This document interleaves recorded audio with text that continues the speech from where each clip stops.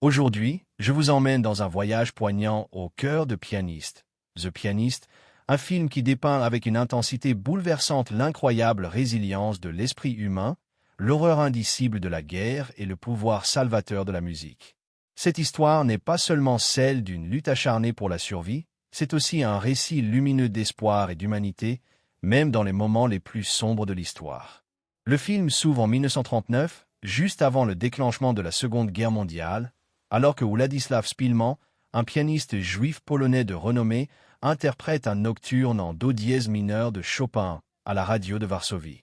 L'élégance mélancolique de la musique est soudainement et brutalement interrompue par le fracas des bombes qui s'abattent sur la ville. Cet instant précis marque le début d'un bouleversement irréversible dans la vie de Szpilman et de sa famille. Avec l'occupation de Varsovie, la persécution des Juifs s'intensifie. Des étoiles jaunes sont cousues sur leurs vêtements, leur liberté de mouvement est drastiquement réduite, et finalement, tous les Juifs sont contraints de déménager de force dans le ghetto de Varsovie. La famille Szpilman, comme des milliers d'autres, se retrouve emprisonnée derrière les murs impitoyables et surpeuplés de ce lieu de confinement. La faim, la maladie et la mort deviennent une réalité quotidienne et omniprésente dans le ghetto.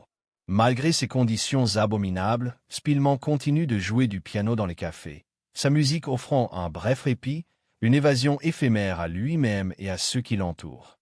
Mais les conditions de vie dans le ghetto ne cessent de se dégrader, il assiste impuissant à la perte successive de ses proches et amis. L'accès à la nourriture devient quasi impossible et les cadavres jonchent les rues, témoignage silencieux d'une misère absolue. Un jour, l'horreur atteint son paroxysme. Szpilman et toute sa famille sont rassemblés et contraints de monter dans les trains destinés au camp d'extermination de Treblinka. Cette scène, d'une intensité déchirante, est l'une des plus poignantes du film. La foule est si dense que respirer devient un supplice. C'est à ce moment précis que le destin de la famille bascule de manière inattendue.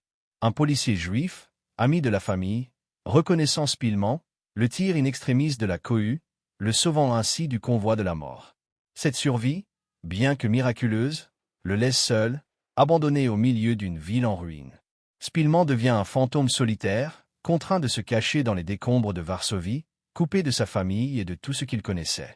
La lutte de Szpilman pour la survie se transforme en un terrifiant jeu du chat et de la souris, empreint d'une tension insoutenable. Il se terre dans les ruines de la ville, se cachant dans des maisons abandonnées, des recoins secrets, luttant contre la faim, la soif, le froid et la peur constante d'être découvert par les patrouilles allemandes. Désespérément, il cherche de l'aide, et quelques Polonais courageux lui offrent de la nourriture, de l'eau et des cachettes. Cependant, cette assistance est souvent précaire et insuffisante.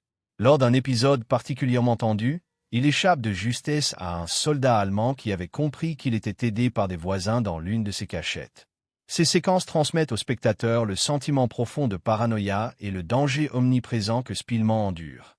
Son corps s'affaiblit de jour en jour, mais sa passion inébranlable pour la musique et sa volonté farouche de survivre le maintiennent en vie. À l'approche de la fin de la guerre, Varsovie est entièrement dévastée, et alors que l'armée rouge approche, les Allemands commencent leur retraite. Szpilman, réfugié dans une villa complètement déserte, fait une rencontre inattendue, celle d'un officier allemand, le capitaine Wilhelm Ozenfeld.